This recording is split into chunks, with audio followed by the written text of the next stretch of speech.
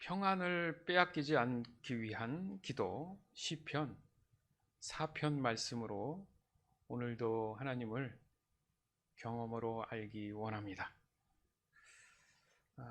우리가 잠자리에 들 때 보면 그날 있었던 일들에 대해서 뭔가 나도 모르게 돌아보는 그런 하루를 생각하게 되죠.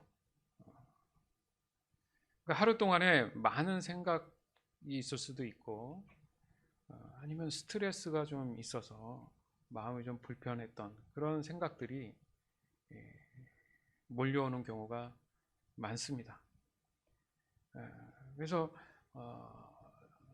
좋은 일이 있으면은 마음이 참 기쁘고 그날 좀 편하게 쉴 수 있다라는 생각이 들기도 하지만은 또 좋지 않은 그런 일들이 또 불쑥 마음에 떠오르면 잠자기가 불편하죠. 그럴 때 잠을 못 이룰 수도 있고 또 평안히 쉽게 잠을 드는 경우도 있겠죠. 그런 것을 보면은 잠자리는 하루에 좀 자연스럽게 뭔가 좀 마무리되는 시간처럼 느껴진다는 겁니다. 그래서 생각해 보면 그 잠자리 시간은 그 사람에게 매우 중요한 의미를 가지고 있다. 이렇게도 볼 수가 있죠. 따라서 사람은 그 시간이 반드시 필요하구나. 여러분, 필요해요. 그렇지 않습니까? 그냥 정신없이 씻고 자는 게 아니라 하루를 돌아보는 것이 굉장히 중요하구나. 그래서 생각해 보면 저 어렸을 때도 그렇고 그 초등학교 때 일기를 자꾸 쓰게 하는 이유가 그런 것 같아요. 그렇잖아요? 일기 대부분은 이제 밤에 잠자리 들기 전에 쓰는 경우가 많지 않습니까? 왜 그런 것을 자꾸 하게 했을까?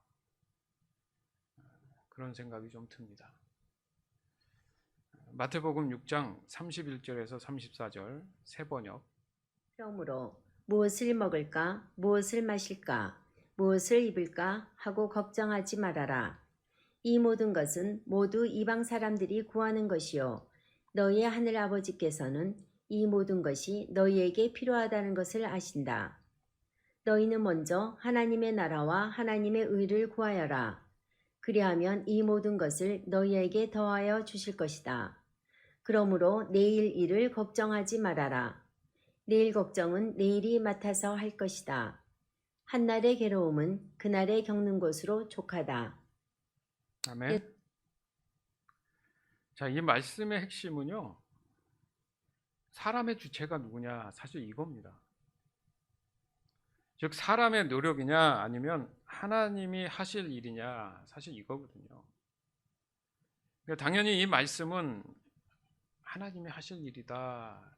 이걸 지금 말씀하시고자 하는 거거든요. 그러니까 사람은 오직 하나님만 전적으로 의지해야 된다. 사실 이 말씀이에요. 핵심이. 따라서 내일 일을 너 자신이 걱정하지 마라 라는 의미가 절대 아닙니다.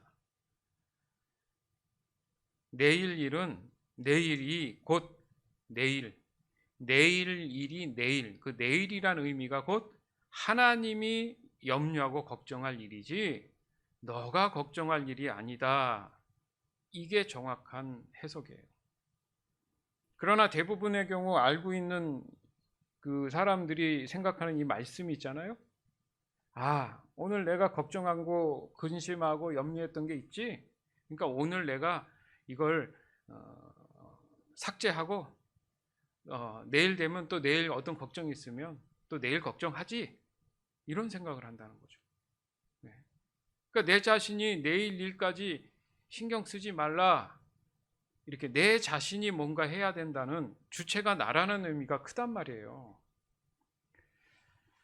그래서 한 번이라도 여러분 생각해 보세요. 이 말씀 그대로 하루를 마무리하는 잠자리에서도 야, 그래, 이 말씀이 맞는 것 같아. 오늘 걱정 끝. 아침에 일어나면 여러분 그 걱정이 전혀 생각이 안 나요? 잊어버려져요? 그런 사람이 과연 있을까요? 그래서 걱정 없는 하루를 야, 이제 오늘 보낼 수 있겠구나. 그런 사람이 있나요? 아니면 내일 시간이 또 오면 새로운 걱정이 나한테 오는구나. 그러면 그때 걱정하고 또 잠자리에 들면 또 그걸 삭제하면 되겠지. 그래서 삭제가 돼요, 여러분? 그래서 편안한 잠을 잘 수가 있을까요? 여러분 그런 생각 안 해보셨어요? 이 말씀이 분명히 이렇게 했는데 난 안 되네? 내가 믿음이 부족하구나. 자기 부족함의 믿음에 대해서 그거를 오해해서 생각을 하는 경우가 많다는 거죠. 근데 여러분 그게 아닙니다. 소망이 생기셨죠? 그러니까 잘못 알고 있었던 거예요. 내가 뭘 하려고 했으니 답이 없었던 거죠. 그러니까 이 말씀은 우리가 일반적으로 알고 있는 그 말씀에 대한 것을 비춰보면 그건 진리가 아닌 거란 얘기죠. 그러니까 이 말씀에 대한 이해를 잘못한 거죠. 왜 이런 잘못된 이해를 하고 있는지 우리가 명확히 지금 알 수만 있다면 정말 그 걱정에서 벗어나서 얼마나 자유와 평안과 여유를 누리며 살아갈 수 있겠습니까? 그렇죠? 그러니까 다시 말해서 대부분의 경우는 내일 일에 오늘 염려하지 말고 또 내일 염려라는 이 말씀으로 우리가 알고 있으니까 내일 염려는 또 내일 가서 좀 어떻게 해보지 이런 생각을 한다는 거죠. 그렇지만 정확한 뜻은 뭐냐 하면 이 걱정이나 염려할 그 주체가 내가 아니라는 거예요. 하나님이란 단어는 없지만 내일 일은 내일 걱정하라는 그 의미가 정확한 원어적 측면에서 보면 내일이라는 어떤 시간이나 어떤 주체가 걱정이나 염려할 일이라는 거예요. 원어에 보면 말하자면 히브리어죠. 즉 이 말씀을 내일이라는 시간적 개념으로 그 기준을 바라봐야 되는데 그 시간이라는 의미가 그 시간 자체가 누가 주체냐 이거예요. 그래서 오늘 염려는 오늘 가지고 내일 염려는 내일 시작되면 염려해야지 이런 막연한 생각을 하더라는 거죠, 사람들이. 그러니까 아까도 제가 질문했지만 해결됐습니까? 그게 돼요? 끊임없이 그게 기억나서 잠을 자는 동안은 잠깐 기억이 안 났는데 눈을 떠서 좀만 정신 차리면 또 염려 걱정이 다시 올려오잖아요. 난 분명히 어제 눈물로 기도했는데 하나님께 다 아뢰었는데 왜 여전히 내게 남아있지? 뭐 이런 게 더 많지 않습니까? 잘못 알고 있었던 거죠. 그러니까 오늘 걱정이 내일 가든다고 해서 사라지는 것도 아니고 뭐 그 다음 날까지 이어지는 경우가 대부분이기 때문에 이 말씀이 모순이 생겼다는 거죠. 그리고 그 늘 마음의 평안이 내게 머물지 않는 것처럼 자꾸 느껴지는 거예요. 중요한 게 뭡니까? 성경에서 말씀하시는 참 진리적인 측면에서의 이 자유함이 뭐냐? 근본적으로 걱정, 근심, 염려 이 자체를 하지 말라는 거예요. 이 자체를. 내가 그 염려, 걱정을 컨트롤하라는 얘기가 아니라 그 자체를 하지 말라는 거예요. 그러면 하루하루를 믿는 사람답게 살아가란 얘기입니다. 맞지 않습니까? 우리가 맨날 믿음을 강조하잖아요. 아니에요? 순종을 강조하잖아요. 그 믿음과 순종의 주체가 뭐고 근거가 뭐죠? 그게 우리가 말하는 신앙인데 그리스도인은 전적으로 하나님을 의지해야 된다. 너무 잘 알고 있어요. 자, 그 의지해야 된다는 공식에 대입해서 나를 넣으면 내 스스로는 평안함을 누리지 못하고 하루하루 걱정 근심으로 살아가시는 것이야말로 이거 뭔가 좀 모순이 생겼다. 이걸 깨달아야 된다. 맞지 않습니까? 그러니까 거꾸로 얘기해서 나 믿음이 없나 봐. 신앙심이 없나 봐. 이렇게 말을 하지만 그건 잘못된 공식의 답이죠. 오해를 하는 거죠. 즉 믿는 사람이 다시금 자신이 마음의 중심이 되어서 자신이 걱정 근심을 조절하게 되니까 그 자체가 잘못된 믿음으로 적용되더라는 거예요. 그러니까 나중에는 난 안 되나 보다 이렇게 자기 스스로 자기를 깎아내리는 그런 누가 제일 좋아할 것 같습니까? 하나님이 좋아하실 것 같아요? 사단 마귀가 제일 좋아하겠죠. 잘 됐다. 도리어 사단 마귀한테 마음을 뺏기게 되는 결과가 온다 이거지 않습니까? 그래서 믿는 사람들의 이 역할이라는 게 명확해야 한다는 거죠. 그래서 좀 전에 말씀처럼 뭐래요? 먼저는 하나님의 나라와 의를 구하라. 뭡니까? 하나님이 나의 주체가 되어야 된다는 얘기예요. 근데 먼저는 나의 나라와 나의 의를 구하고 살았잖아요. 그럼 걱정 근심이 사라지겠습니까? 이게 핵심이잖아요. 즉 하나님의 뜻에 의해서 순종함으로 인해서 하나님의 자녀다운 그 믿음을 보이며 살아가야 된다는 거잖아요. 즉 하나님이 없는 사람은 그 사람 자체가 모든 것을 책임지며 살아가야 된다 이거잖아요. 그죠? 그게 뭡니까? 죄로 인한 저주잖아요.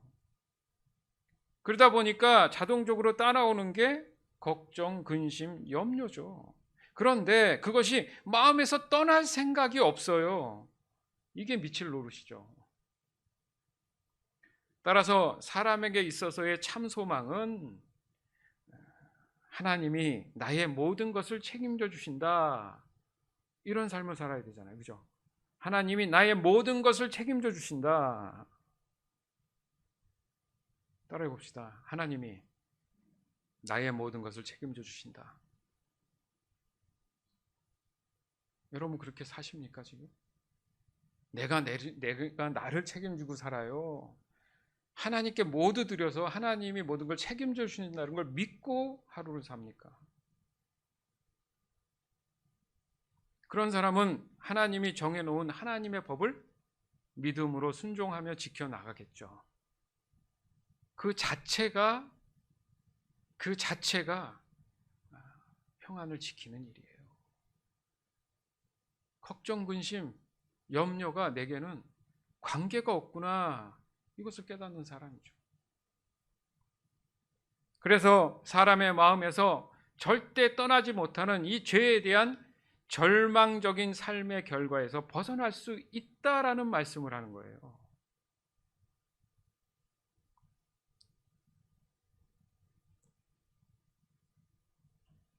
무엇을 먹을까? 무엇을 마실까? 무엇을 입을까? 하고 걱정하지 마라. 이 말 자체가 뭐예요? 너가 할 일이 아니다.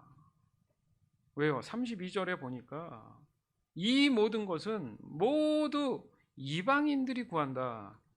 이 말씀도 있으면 나하고 상관없이 안 믿는 사람 얘기인가? 아니죠.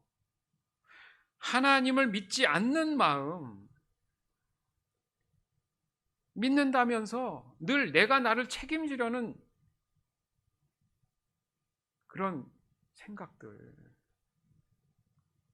그 자세들, 그런 마음들이 너 안에 있어라는 얘기지. 그건 엉뚱하게 다른 믿지 않는 사람들 얘기가 뭐다라는 그런 말씀이 아니라는 거예요. 그러면서 하나님 자녀에게 설명하는 거잖아요. 저와 여러분 같은 너희의 하늘 아버지께서는 너희잖아요. 저와 여러분의 하나님 아버지께서는 너희가 말하는 이 모든 것이 너희에게 필요하다는 것을 다 알고 계신다. 바꿔 얘기하면 알고 계시기 때문에 그 모든 것들을 하나님인 자신인 내가 책임지고 해줄 거야 라는 말과 동일한 거예요. 근데 여전히 오늘도 나는 내 중심으로 내가 나를 책임지듯이 염려와 걱정과 근심으로 살아가지 않냐 이겁니다. 다시 한번 정리하면 죄로 인한 사람의 삶 그 자체가 걱정, 근심, 염려의 삶이에요. 이것을 한마디로 우리는 절망이라고 얘기합니다. 그래서 이 절망이 곧 사람의 죽음을 이르게 하는 죄의 결과다. 우리 함께 나눴잖아요. 뭐 병이 들어서 아니면 어떤 일이 있어서 뭐 이렇게 죽는 게 아니라 이미 사람은 죄로 인해서 죽는다는 전제가 돼 있잖아요. 그죠? 아무리 착하고 선하고 많은 것들을 정말 사람들로부터 인정을 받더라도 그 사람 안 죽습니까? 이러던 저러던 죽잖아요. 그러니까 이미 그 절망 자체가 죽음이지 그것을 벗어날 수 있는 사람이 없다는 거죠. 그 얘기가 뭡니까? 사람에게는 늘 걱정, 근심, 염려가 떠날 수가 없다는 게 전제예요. 이것은 매우 자연스러운 것이고 또 벗어날 수 없는 명백한 현실이라는 거죠. 따라서 그냥 이것을 받아들이는 것이 차라리 내가 평안에 속하는 그런 길로 가는 지름길이 될 수 있다라는 생각을 좀 해야 되는 거예요. 근데 이걸 받아들이질 않고 있어요, 사람들이. 아니야, 어떻게든 행복할 수 있어. 아니야, 뭘 하면 뭐가 될 거야. 이거 자체가 여전히 평안을 갖지 못하는 또 다른 근심과 염려와 걱정을 생산해내는 그런 나의 인생이 될 수 있다는 얘기입니다. 당장 하나만 해결되면 뭐가 될 거라고 분명히 믿었는데 하나 해결 안 하고 나니까 더 큰 산이 다가온다. 여러분 한두 번 들었어요? 평생 사람 사는 게 그래요. 안 그럴 것 같습니까?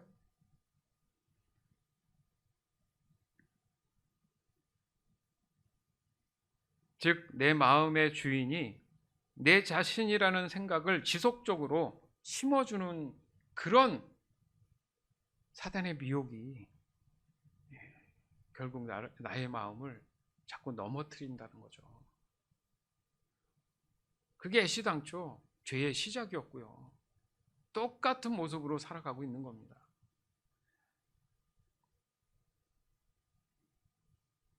그 순간 사람이 누리고 있었던 이 평안이 사라져버린 거잖아요. 그 자리에 평안의 반대인 걱정, 근심, 염려가 들어오게 된 겁니다. 따라서 모든 사람에게 있어서 평안을 되찾는 그 일이 사람들이 말하는 소망이라는 거예요, 여러분. 아니에요? 아유, 마음 편하게 사는 게 제일 좋아. 있어도 걱정, 없어도 걱정. 아니에요? 이 세상에 그 누구도, 그 잘난 누구도 죽음을 이길 수 있어요? 그래서 오만과 교만함입니다. 언젠가 결과를 보면 알겠죠.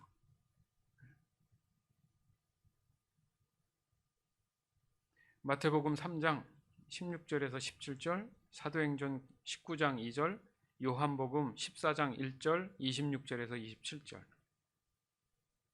예수님께서 침례를 받으시고 물 밖으로 나오시자 하늘이 열렸습니다. 예수님은 하나님의 성령이 비둘기처럼 자신에게 내려오는 것을 보셨습니다. 그때 하늘로부터 이는 내 사랑하는 아들이며 내가 기뻐하는 아들이다 라는 소리가 들려왔습니다. 바울이 그들에게 물었습니다. 여러분은 믿을 때에 성령을 받았습니까? 그들이 대답했습니다. 우리는 성령이 계시다는 것조차 들어본 적이 없습니다. 너희는 마음에 근심하지 마라. 하나님을 믿고 또 나를 믿어라. 그러나 내 아버지께서 나의 이름으로 보내실 진리의 성령이신 보혜사께서 너희에게 모든 것을 가르치시며 내가 너희에게 말한 모든 것을 생각나게 하실 것이다. 내가 너희에게 평안을 남긴다. 곧 나의 평안을 너희에게 준다. 내가 너희에게 주는 평안은 세상이 주는 것과 같지 않다. 너희는 마음에 근심하지도 말고 두려워하지도 마라. 아멘. 믿는 사람에겐 성령이 임해서 성령이 비둘기같이 임한다. 이걸 예수님을 통해서 우리는 확인했고요. 그런 사람의 삶은 보면 먼저 전제가 제자들에게 얘기했지만 너희는 마음에 뭐 하지 말라고요? 근심하고 있었던 상태였어요. 근데 예수 믿고 구원받은 이상, 내가 너 안에 있는 이상, 예수님이요, 너 안에 있는 이상 그럴 필요가 없다. 내가 뭔가 떠난다고 하지만 아까도 예수님께 성령이 임했던 것처럼 그 성령이 너희의 평안을 지켜줄 것이다. 무슨 말입니까? 예수님을 지켜줄 것이다. 그래서 27절에 내가 너희에게 무엇을 남긴다고요? 평안의 그 마음의 새김이 그 사람 안에 명백하게 글씨처럼 박힌다는 얘기잖아요. 그건 사라지지 않는 거예요. 이 평안은. 곧 나의 평안을 너희에게 준다. 뭐예요? 예수님 자신이 계신다는 얘기잖아요. 그러면 내가 너희에게 주는 이 평안은 세상이 주는 것과 같지 않다. 이게 무슨 말입니까? 세상이 주는 게 뭐예요? 돈, 물질, 명예. 그런 거하고는 비교가 안 된다. 왜요? 그 안에 보니까 해결하지 못하는 게 있는데 마음의 근심이다. 그러니까 이 말씀하시는 거예요. 너희는 마음에 근심하지도 말고 두려워하지도 마라. 아, 평안이 내게 있으면 마음의 근심과 두려움이 존재하지 않는구나. 아멘.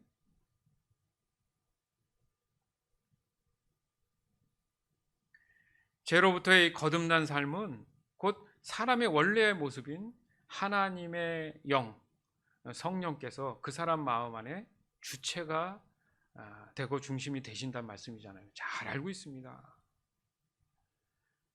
이것은 그 후의 삶에 있어서도 예수님이 주신다는 이 평안, 예수님 자체의 그 마음, 그 평안한 마음을 유지할 수 있는 유일한 소망이 되더라는 거죠. 근데 나는 믿는다고 하면서 이미 평안함이 내 안에 존재한다는 것, 예수님이 내 마음의 중심이라고 하면서 왜 나는 늘 잠자기 전에 걱정, 근심, 염려에 잠을 못 이루고 끙끙거리고 있냐 이거예요. 이상하지 않아요? 그러니까 말이 안 맞잖아요, 지금 뭔가. 그러면 말씀이 잘못됐습니까? 내가 어떤 것을 잘못 이해하고 있는 겁니까?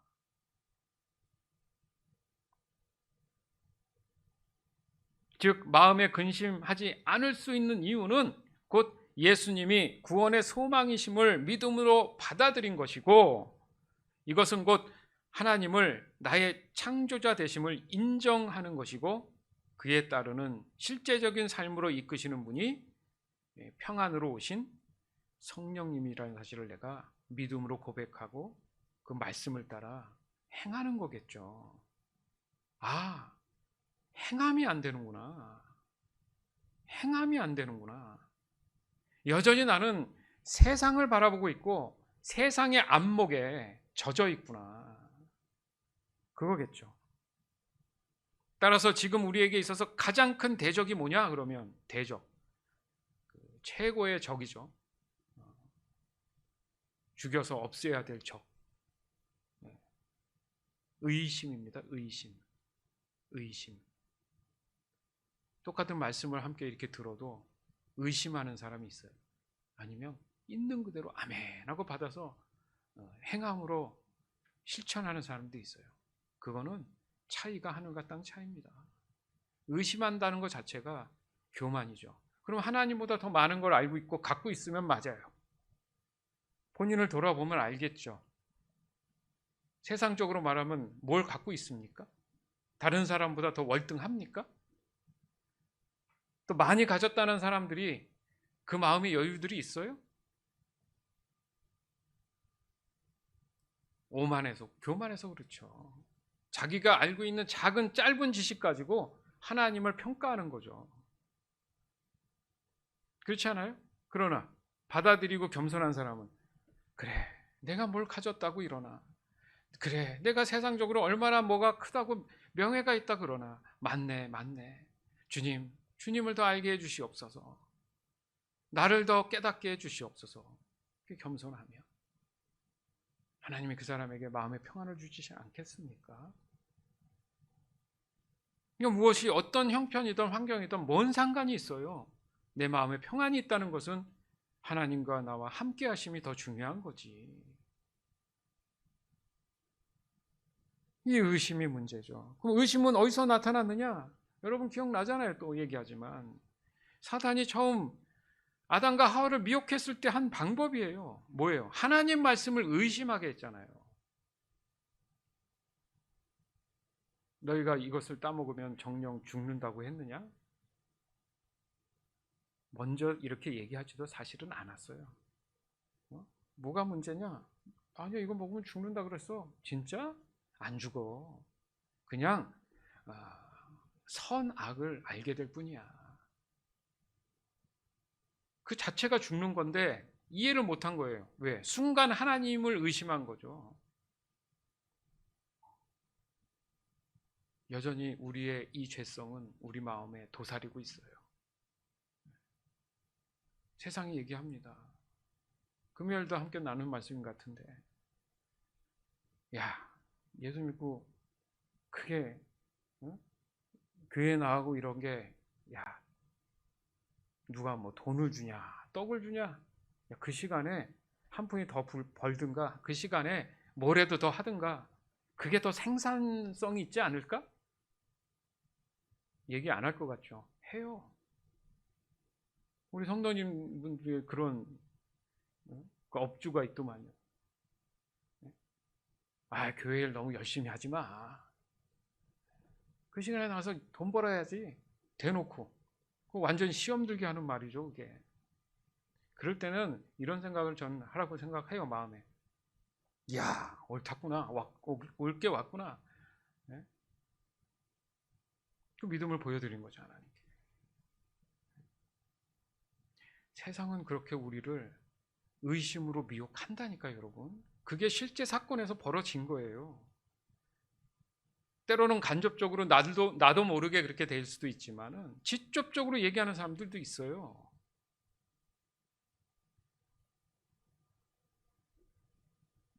자꾸 근심 걱정을 불어넣으려고 하는 거죠. 그 아담과 하와가 근심 걱정이 확 들어왔어요. 자잘못을 깨닫게 되니까. 그러니까 선악을 알게 하는 자체가 절망인 거죠. 몰랐을 때는 괜찮았죠. 맞잖아요. 몰랐을 때는 이게 다 선한 것이고 좋은 걸로만 알았지.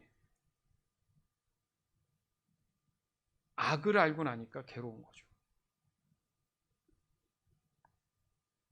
그래서 숨잖아요. 말도 안 했는데 숨고. 누가 너한테 이걸 숨으라고 했냐? 하나님 얘기하시잖아요. 얘기도 안 했는데 자기 스스로가 사람들이 행동을 합니다. 얼마나 초라해졌어요? 하나님 말씀대로 할 걸. 잘못했습니다. 차라리 그때 그랬으면 몰라요. 이 지구의 역사가. 거짓말을 하기 시작합니다. 맞죠? 사람도 거짓말 잘하잖아요. 뻔뻔하게 잘하잖아요. 하나님 보고 계시잖아요. 다 알고 계시잖아요. 모르면서 물으신 게 아니잖아요. 기회를 주는 거예요. 기회를. 그 있는 그대로 하나님께 고백하는 것이 바로 우리가 얘기하는 회개, 죄의 고백인 거예요. 근데 거짓말해요. 안 그렇다는 거예요. 자기는 잘못이 없다는 거예요. 어쩔 수 없었다라는 거예요. 그럴 수밖에 없었다라는 거예요. 자꾸. 맞잖아요. 아담과 하와 그랬잖아요. 나는 문제가 없는데 저 뱀이 그랬어요. 또 아담은 또 당신이 만들어준 여자 때문에 그랬어요. 하나님한테 그걸 돌리잖아요. 제가 가장으로서 실수했습니다. 하나님. 제가 벌을 받겠습니다. 다르지 않겠어요? 상황이. 근데 핑계 대잖아요. 결국 자기는 잘못이 없다는 거예요, 지금. 기회를 놓쳤죠. 어떻게 됩니까? 에덴에서 쫓겨나죠. 지금도 마찬가지입니다. 하나님 앞에 거짓말하는 거 모르시는 게 아니에요. 알고 물어보시는 거예요. 왜? 기회를 주시는 거예요.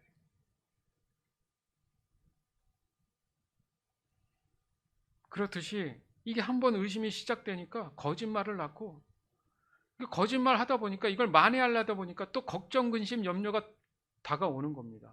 그런 사람은 또 다른 사람이 자기한테 거짓말하는 걸 또 못 참아요. 안 그래요? 와, 그 사람 어떻게 그럴 수가 있어? 새빨간 거짓말을 나한테 했어. 자기가 한 건 모르고. 그래서 또 성경의 말씀이 있죠. 네 친구의 티끌을 보지 말고 네 눈 안에 있는 들보, 말하자면 이 나무로 된 집을 지탱해 주는 기둥들 있지 않습니까? 얼마나 큰 들보가 네 눈에 있는지 너를 좀 먼저 돌아봐라. 남 손가락질 하지 말고. 남이 하는 건 용서를 못하고 자기가 하는 건 그렇게 관용이 넓어요. 이게 바로 죄, 의심으로 인한 결과란 말이죠. 하나님 다 보고 계십니다. 일일이 다 알고 계세요. 나중에 후회해도 돌이킬 수 없는 그 시간이 온단 말이죠, 반드시. 그게 지금 우리한테는 좀 더 진지하게 다가와야 되는 거죠. 이 의심이 주는 삶은 바로 이 걱정, 근심, 염려에서 가장 빠르게 많이 찾아오게끔 우리 스스로 마음을 조바심을 일으킵니다. 그래서 분별력을 떨어지게 해요. 맞죠? 결국 의심은 그 사람의 평안을 누리지 못하게 해서 또다시 걱정, 근심, 불안, 초조, 성급함, 염려를 자신 스스로 가지도록 슬며시 마음의 내 중심을 내 스스로 내가 선택하고 판단하게 만든다는 거죠. 무슨 말입니까? 내가 나를 또 지배하게 만드는 거예요. 그러니까 남이 용서가 안 되는 거예요. 그래서 왜? 자기를 지키는 방법이 그런 겁니다. 여러분, 예를 들자면 그래요. 어떤 사람이 남이 눈에 보이는 그 세상에 막 너무 잘 된다는 생각을 하는 거야.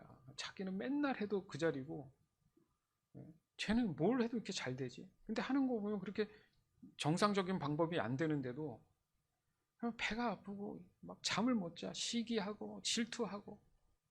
그러면 사람은 재밌는 일이 벌어지는 게 이제 다른 사람한테 그 사람을 흉을 봐요. 이제 잘 됐다는 그 사람은 뭐가 문제고. 나는 의롭고 정의롭고 저 사람은 불법을 자행해서 저렇게 됐다. 그 사람들이 그걸 동의를 해주면 자기 마음에 그냥 조금 이제 그 질투심이 편해지는 거야. 슬프죠. 근데 그렇게 얘기한 사람은 안 그럴 것 같습니까? 또 다른 사람한테 그 사람은 또 안 그럴 것 같습니까? 무슨 말을 하고 싶어요? 누가 누구한테 그것을 잘했다는 못한 그 의미가 아니라 죄된 세상은 다 그렇게 맞물려 있어요, 여러분. 예? 이 열등감으로 똘똘 뭉쳐 있어요, 사람들이. 나보다 남이 잘 되는 거 꼴을 못 봐. 예? 안 그렇습니까? 이 자체가 엎드려서 침 뱉는 거예요. 뭐 누가 누굴 욕을 해. 너나 나나 똑같은데. 그래도 그나마 그래야 마음만 조금 내가 뭐래요. 편해진다는 이유 하나 때문에. 이러던 저러던 얼마나 슬픈 일이겠습니까? 그렇잖아요. 그러나 우리가 믿는 사람 입장에서는 그들의 어리석음을 따라하지는 않잖아요. 그죠? 그렇기 때문에 우리가 믿음으로 구원받은 이 상태에서 모든 것을 하나님이 알아서 해주시면 그런 잘못된 삐뚤어진 마음가짐을 갖지 않지 않겠습니까? 그러니까 고민할 그 자체가 필요가 없는 거죠. 과거 이스라엘 백성들의 역사를 보더라도 그래요. 하나님의 그냥 진짜 전적인 은혜입니다. 그냥 조건이 없는 그 은혜로 모든 걸 배려해 주셨잖아요. 잘못은 다 자기네들이 했는데 하나님께서 다 배려해 주셨어요. 모든 필요를 채워 주셨어요.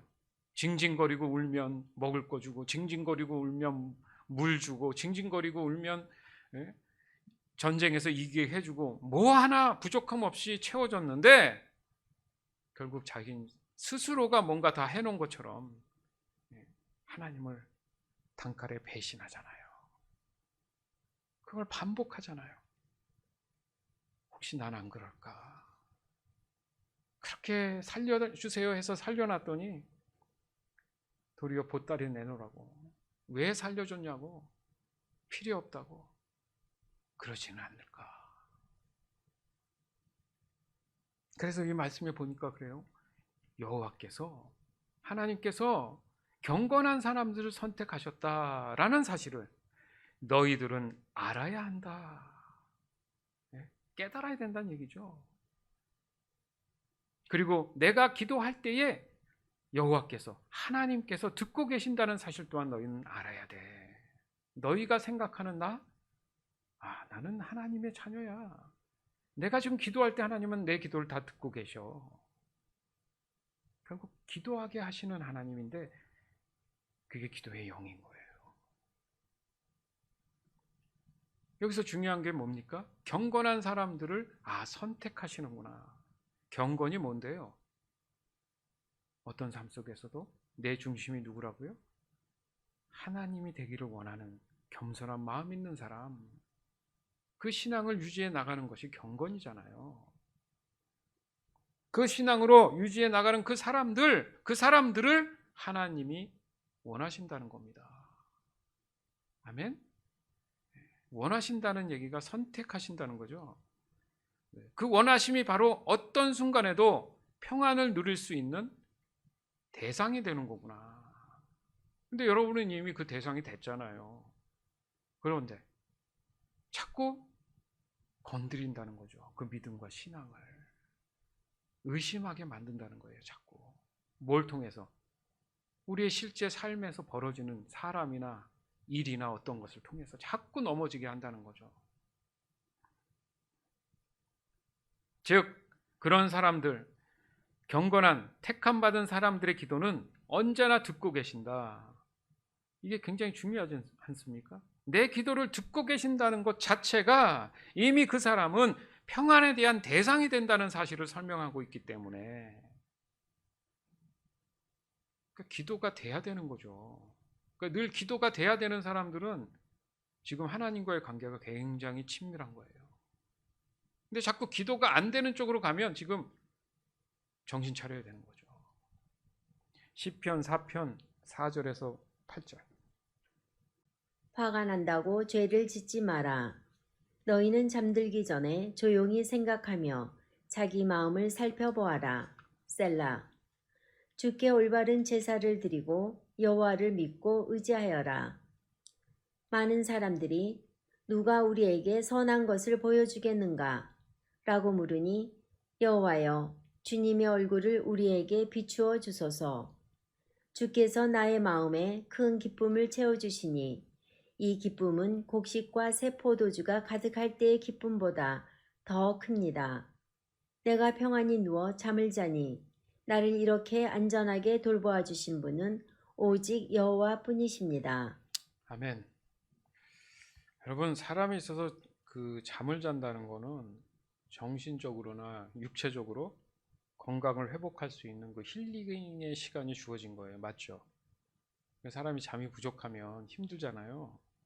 그러니까 잠은 하나님이 만들어 주신 사람에게 있어서 가장 중요한 영역입니다. 그러니까 적어도 한 7시간은 8시간은 자야 된다고 하지 않습니까? 즉 사람의 평안과 이 잠이 어떤 긴밀한 깊은 관계를 가지고 있는 것처럼 보이죠. 더욱이 우리가 지금 나누고 있는 게 뭡니까?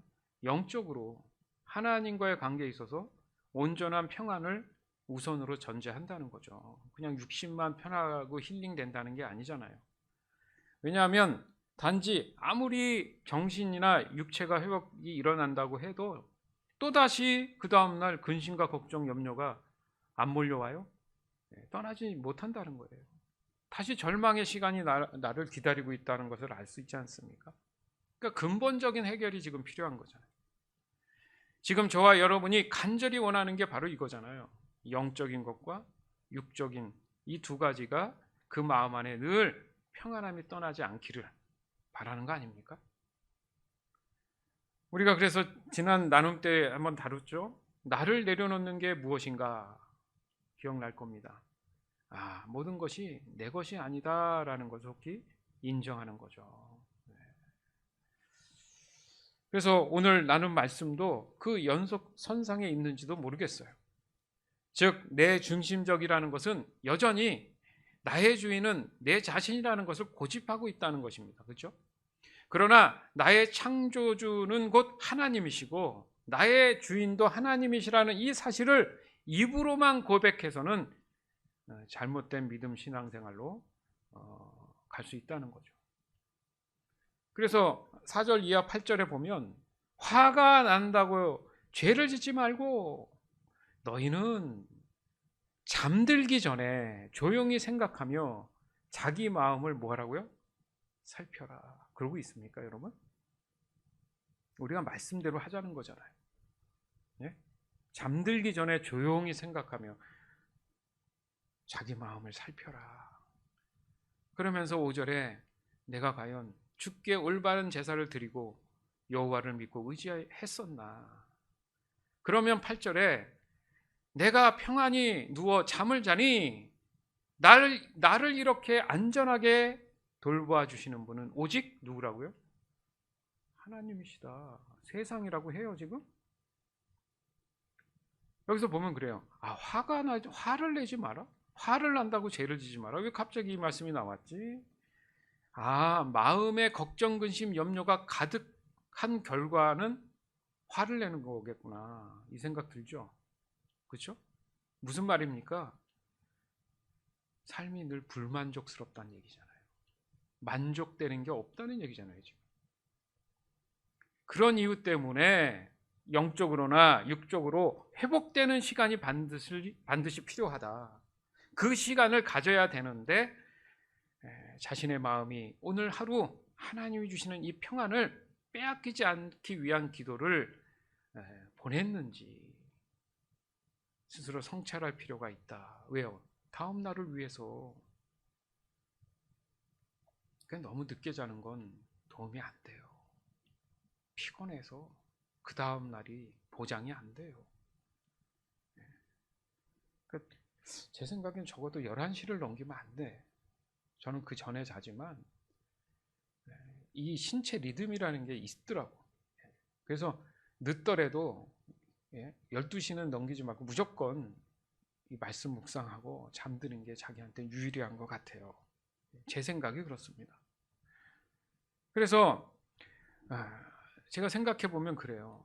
이 회복될 시간 이게 지금 필요한데 하루를 잘 마무리하고 또 내일을 준비하기 위해서 중요한 소중한 시간을 좀 가져야겠다. 이게 루틴과도 같은 것 같아요. 특히 일반적인 일기가 아니라 영성 일기를 쓰는 걸 저는 권합니다. 우리 사모님 메모 그 작은 수첩을 보면 몇 단어 안 되는데 모든 게 설명이 되더라고. 늘 자기 전에 메모를 하는 습관이 있어요. 사모님 보면. 그래서 돌아보는 그런 것을 제가 보는데 도움이 되더라는 거죠. 그래서 그럼 과연 어떤 것을 기준으로 하느냐? 5절 말씀 아까도 함께 봤지만은 주께 올바른 제사를 드리는 예배자의 모습으로 하루를 보냈는지 뭡니까? 마음이 전심으로 하나님을 향해 있는 것인지, 그리고 더욱 하나님만의 이 말씀만을 믿고 의지하는 하루를 보냈는지 살피라는 거잖아요, 지금. 그게 매우 중요한 시간입니다. 다윗은 적어도 이 시간을 보냈다는 거예요, 매일. 자기가 하고 있으니까 하나님을 경험으로 알게 된 거죠. 그렇게 하면 때 묻었다는 말 많이 쓰잖아요, 우리가. 죄로 인해서 세상에. 그걸 털쳐버릴 수 있지 않겠습니까? 그 삶이 얼마나 평안함을 누리면 그래서 제가 정말 며칠 동안 실험을 해봤어요. 자기 전에 이 시편 4편 말씀을 3번 듣고 기도하고. 이따도 얘기하겠지만 아침에 듣는 또 말씀이 있고 보는 말씀이 있어요. 진짜 효과 너무 좋습니다. 너무 감사한 일이죠. 이게 돈이 듭니까? 하나님 앞에 믿음을 보이니까 하나님이 일하시더라는 거죠. 믿으시기 바래요. 그러니까 그 결과가 8절이라는 거죠. 이렇게 했더니 내가 평안히 누워 잠을 자니. 왜요? 다윗의 상황을 우리가 잘 알잖아요. 불면증 없을 수가 없는 환경입니다. 다윗은 아무리 왕이 돼도 예? 잠을 못 자요. 언제 자기가 어떻게 될지 모르는 이 불안함 속에서 어떻게 잠을 잡니까? 자고 있는 동안 누가 와서 찌르면 어떡합니까?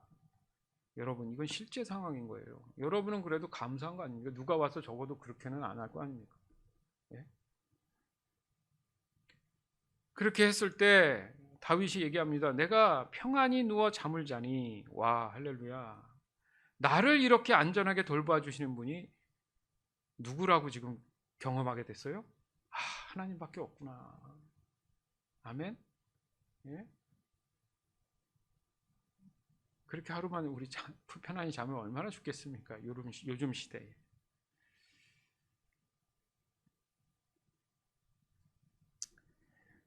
성령 하나님이 주시는 이 평안함으로 하루하루 살아가는 여러분, 하루를 마무리하는 시간이 바로 어떤 것도 방해되지 않는 잠자리에 드는 시간이라고 한다면, 여러분, 원래 하시던 분은 감사한 거고 오늘 저녁 밤부터 이 평안을 빼앗기지 않기 위한 기도의 시간을 시작하셔야 돼요. 항상 3번 반복해서 듣는 게 중요하더라고요. 듣거나 보거나. 우리가 늘 하고 있는 드라마 바이블 유튜브 딱 틀면 나오잖아요. 마치 다윗이 기도하고 고백하는 것처럼 들리기 때문에 한 절 한 절을 잘 이렇게 기억하면서 기도하는 마음으로 들으시면 참 좋아요. 그에 대한 말씀이 바로 시편 4편인 겁니다. 다윗이 그렇게 삶을, 그런 루틴을 갖고 있었다는 거니까. 그러니까 먼저 이 말씀을 믿음으로 소리내서 읽거나 듣거나 해서 성령을 의지해서 그날 하루를 돌아보게 하시는 그런 생각들이 떠오르면 이 말씀을 생각하는 거죠. 아, 염려, 걱정, 근심은 내 것이 아니구나. 하지 말라면 내가 안 하면 되는데 오늘 안 되면 내일 하고 모레 하고 하면 언젠가 그 마음이 더 성령이 충만해집니다. 그래서 생각해 봤어요. 그럼 밤에만 해야 되나? 아침에도 가능합니다. 왜냐하면 하루를 시작하는 것도 중요하잖아요. 그죠? 안 그렇습니까? 그래서 평안을 빼앗기지 않기 위한 준비도 필수잖아요. 그죠? 그래서 찾아보니까 시편 4편이 아니라 바로 전편이었던 시편 3편이 그렇지. 다윗이 아침에 일어날 때 하나님께 하는 기도였고 4편이 잘 때 하는 기도였어요. 시편 3편. 여호와여, 나의 원수들이 얼마나 많은지요. 나에게 대항하는 사람들이 너무도 많습니다. 많은 사람들이 나에 관해 말하기를 하나님께서 그를 구해주시지 않을 거야 라고 합니다. 셀라. 그러나 여호와여, 주는 나의 방패시며 나의 영광이시고 내 머리를 드시는 분이십니다. 내가 여호와께 큰 소리로 부르짖을 때 그분은 그 거룩한 산에서 내게 응답하십니다. 셀라. 내가 저녁에 누워 잠을 자고 아침에 다시 깨어나는 것은 여호와께서 나를 지켜주시기 때문입니다. 수천 수만 명의 적들이 사방으로 나를 둘러싸더라도 나는 두려워하지 않을 것입니다. 여호와여, 일어나소서. 오 나의 하나님이시여, 나를 구해 주소서. 내 원수들의 턱뼈를 부수뜨리고 악한 사람들의 일을 부러뜨려 주소서. 구원은 여호와께 있으니 주의 복을 주의 백성에게 내려주소서. 셀라. 아멘. 아침에 눈을 떴어요, 다윗이. 근데 하루를 맞이하는데 주변에 온통 원수들밖에 없는 거야. 또 그 사람들을 어떻게든 맞닥뜨리고 해결해야 될 하루의 염려, 걱정, 근심이 안 생기겠습니까? 5절에 있잖아요. 내가 저녁에 누워 잠을 자고 아침에 다시 깨어나는 것은 하나님께서 나를 지켜줬기 때문이다. 아까도 말씀드렸지만 안 그러면 누가 와서 찌를 수도 있는 상황이란 말이에요. 하나님이 날 지켜주지 않았으면 나는 이렇게 편안히 잠을 못 자. 완전 초월한 거죠. 그래서 3절에 여호와여, 주는 나의 방패시며 나의 영광이시고 내 머리를 드시는 분이다. 경험한 거예요. 경험한 거예요. 그래서 제가 또 해봤죠. 사모님이 압니다. 심상에서 얘가 시편 3편 말씀을 3번 또 묵상하고 틀고 하루가 달라요. 제가 말하는 게 달라지고 마음의 평안이 나를 지켜주시더라는 거죠. 왜? 말씀은 살아서 생명력이 있어서 역사하니까. 아멘? 그러니까 잠자리에 들기 전에 아까 했던 4편 말씀처럼 이 말씀도 3편 말씀도 동일하게 해보는 거죠. 근데 어떻게 하느냐? 아침에 일어나서 자꾸 일반적인 다른 얘기하지 말고 먼저 이 말씀을 틀고 내 생각을 여기에 집중하는 게 중요하더라고요. 일단 뭘 하고 하는 게 아니라 눈 뜨자마자 어떤 생각하지 말고 먼저 이 말씀을 틀고 3번 듣고 묵상하고 소리내서 고백하고 내 입술로 하나님 앞에 기도하는 거죠. 오늘도 내 마음 안에서 평안을 빼앗기지 않는 하루가 되게 해주시옵소서. 오직 성령님을 의지합니다. 예수님의 이름으로 기도합니다.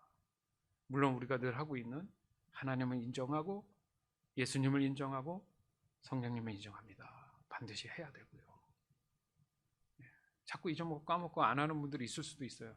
그의 하루의 삶이 어떻습니까? 그게 반복이 되니까 또 옛날로 돌아가죠. 말씀이 나를 지킨다는 말이 그래서 있는 거예요. 그러니까 절대 믿음으로 순종해서 해야 한다는 거죠. 절대 믿음으로 순종해서 안 해도 되고 해도 되고가 아니라 내가 살기 위해서 내 마음 뺏기지 아니하고 평안을 뺏기지 아니하기 위해서 절대 믿음으로 순종해야 되는 거죠.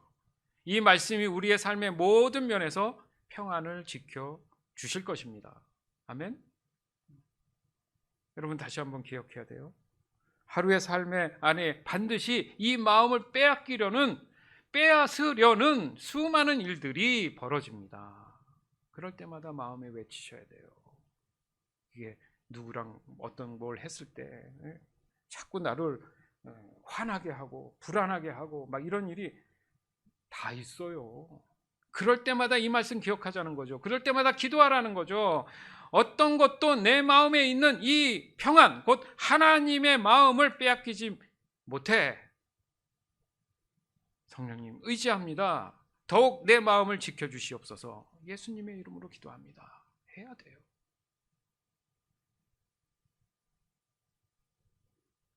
중요한 것은 행함이 있는 믿음이라고 몇 번 강조했어요.